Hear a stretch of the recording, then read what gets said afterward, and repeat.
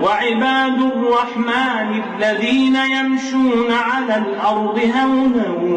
وإذا خاطبهم الجاهلون قالوا سلاما والذين يبيتون لربهم سجدا وقياما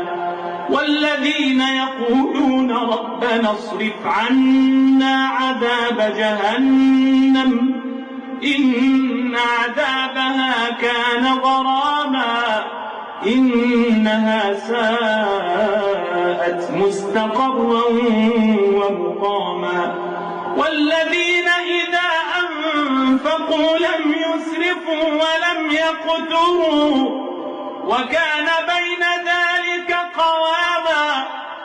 والذين لا يدعون مع الله إلها آخر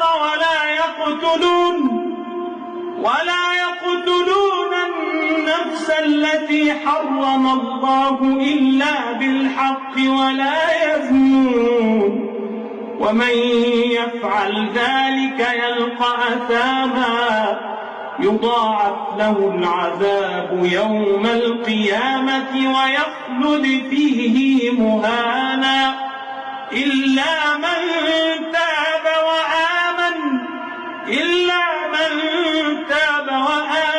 وعمل عملا صالحا فأولئك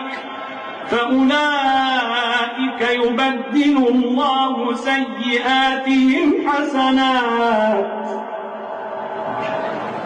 وكان الله غفورا رحيما ومن تاب وعمل صالحا فإنه يتوب إلى الله متابا